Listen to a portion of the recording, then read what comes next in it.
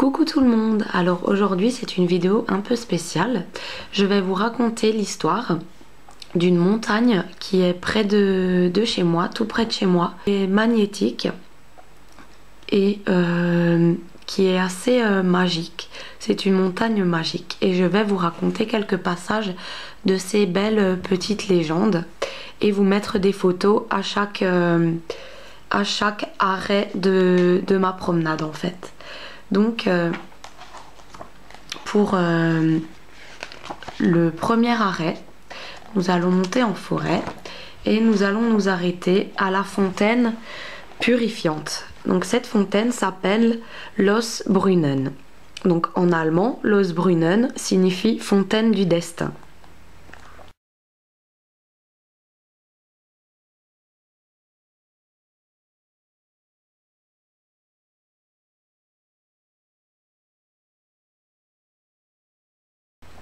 Je vais vous lire la légende. L'eau de cette fontaine, d'une grande pureté, est régénératrice. La tradition nous dit qu'il faut en boire 3 gorgées en émettant un vœu. Si vos intentions sont pures, les petites ondines se chargeront de le réaliser. Les ondines, ou esprits de l'eau, comme toutes les fées, sont difficiles à apercevoir. Pour ce faire, il faut venir très tôt à l'aube. Alors parfois les premiers rayons du soleil les révèlent, au moment où elles prennent leur bain dans cette fontaine. Donc voilà la photo de la fontaine.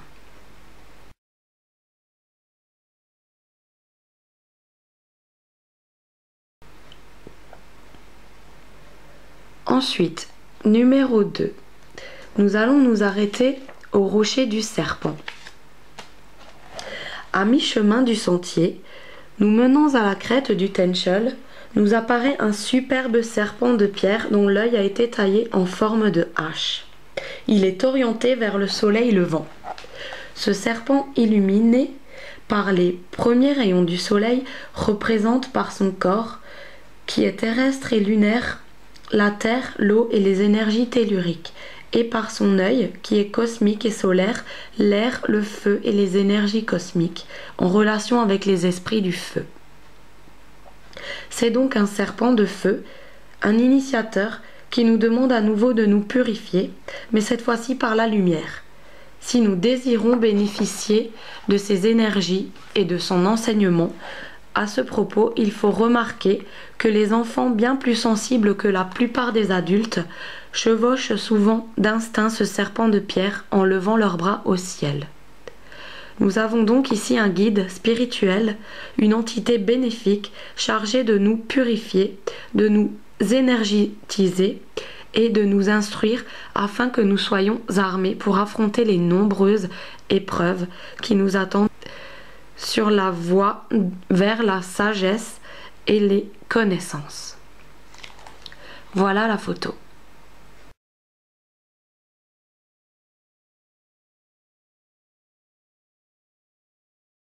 Troisième arrêt, le rocher du cordonnier.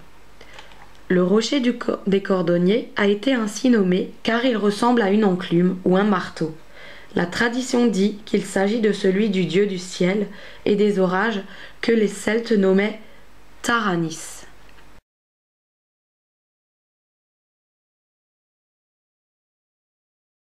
Nous faisons un arrêt pour le 4e point au rocher des géants. Alors, le rocher des géants, c'est un rocher en fait qui s'avance et tout autour de nous il y a le vide complet et on a la vue sur Sainte-Marie-aux-Mines, la vallée de Sainte-Marie-aux-Mines. C'est une vue absolument magnifique. Par contre cette pierre, moi je ne peux pas rester très longtemps dessus car elle me décharge. En fait je me sens vraiment vidée, prête à tomber en fait. J'ai plus d'énergie quand je monte sur cette pierre en fait. C'est assez flippant. Ça fait assez peur parce que je peux rester quelques instants dessus mais après je me sens carrément fatiguée. Faut absolument que je trouve un autre endroit, une autre pierre pour me remettre de l'énergie et me ressourcer entièrement.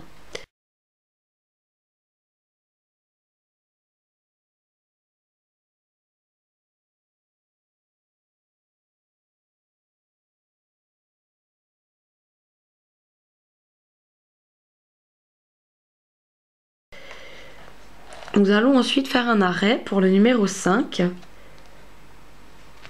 au rocher des Cupules. Donc le rocher des Cupules, selon la légende, les fées préparaient leur étrange boisson dans un but thérapeutique. Ils y feraient macérer des plantes.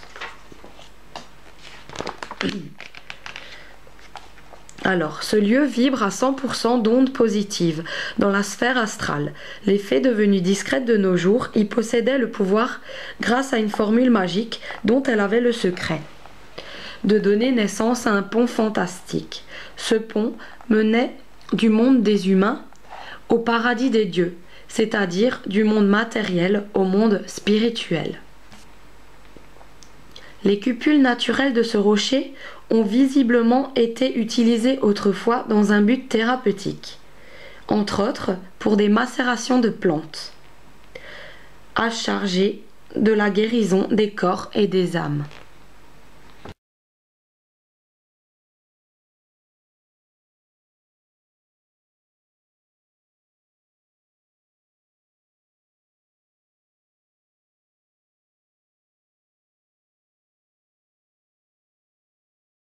Ensuite, nous allons nous arrêter à la roche de la Petite Fée. Nous découvrons ensuite l'impressionnante fosse de la roche de la Petite Fée, dont il est dit que nos ancêtres y voyaient le ventre de la déesse mère sous la forme de Vénus, déesse de l'amour. En écoutant attentivement, on peut y entendre battre le cœur de cette charmante fée, représentante de la déesse mère, symbole de la pureté de cœur et donc garantie de la maîtrise des émotions et des sentiments. Elle est méfiante et fuyante, mais si vous parvenez à gagner sa confiance, alors cet ingénu espiègle vous révélera de grands secrets dont la connaissance vous permettra d'affronter victorieusement les nombreux animaux rampants de l'ensemble appelé rocher des reptiles.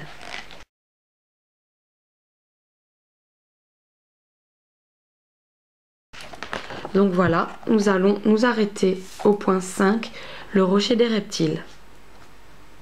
Voilà une photo.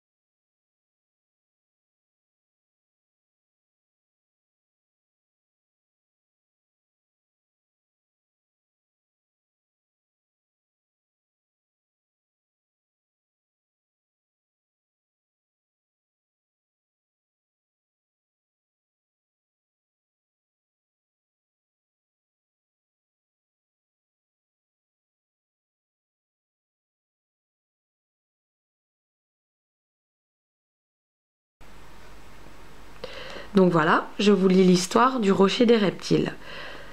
Ce rocher est nul sans doute l'endroit le plus fantasmagorique du Tenchel. Par ses nombreux animaux de pierre primitifs, serpents, crocodiles, lézards et autres sauriens s'y côtoient et forment une masse grouillante impressionnante. Ici, Dame Nature s'est donné à cœur joie pour sculpter toutes ces créatures si représentatives. Ensuite, nous allons nous arrêter à la roche des 3 petites tables, au point numéro 6.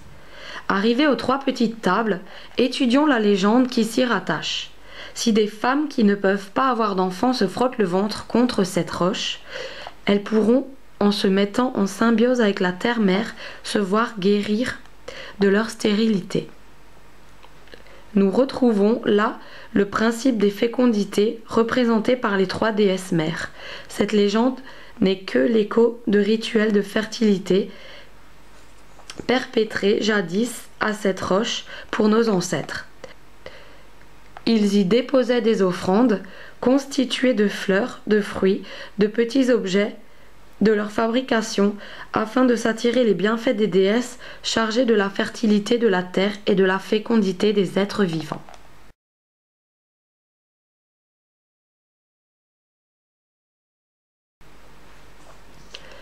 Arrêtons-nous maintenant aux 3 grandes tables.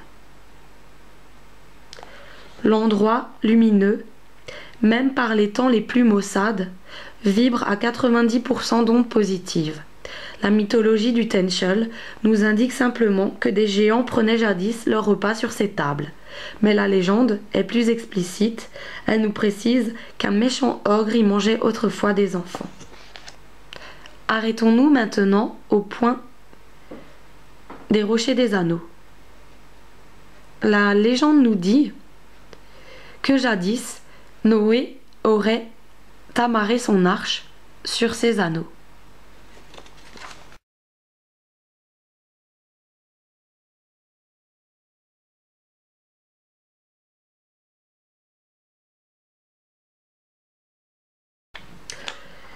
Ensuite, je vais vous raconter l'histoire du mur païen. Ce mur païen est long de 2300 mètres. Le mur païen est un mur construit de pierres trouvées sur le lieu, sans aucune consolidation. On trouve bizarre que ce mur a pu résister tant d'années au vent, tempêtes et orages. Ce mur ferait office d'une frontière, mais contre qui ou contre quoi, cela reste toujours et encore un mystère.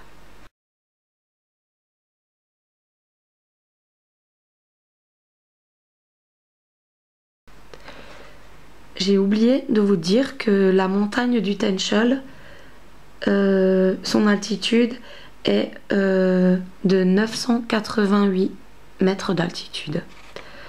Voilà. J'espère que cette petite histoire vous aura plu, ces petites photos aussi. Moi, je ramène souvent des pierres du Tenchel en fait. J'y vais environ une fois par an ou alors une fois tous les 2 ans. Ça dépend parce que c'est vachement haut et les petits ne peuvent pas encore marcher si loin. Sinon, ouais, j'y allais souvent, très souvent. Et puis là, une fois dans l'année, me ressourcer, voir ce magnifique endroit. C'est vraiment magique. Si vous êtes du coin, je vous invite à y aller sur cette montagne. C'est vraiment fantastique. Ou alors à faire des recherches sur le Tenchel. Donc le Tenchel, ça s'écrit, si jamais vous voulez faire des recherches sur internet de notre montagne, ça s'écrit T-A-E-2-N-C-H-E-L.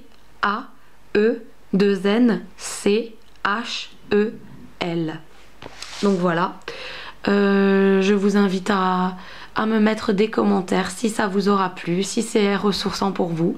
Moi, comme je vous dis, je ramène des pierres chargées d'énergie pour mettre dans mon appartement. C'est que bénéfique. Voilà, sur ce, je vous fais de gros bisous et à très bientôt pour une nouvelle vidéo.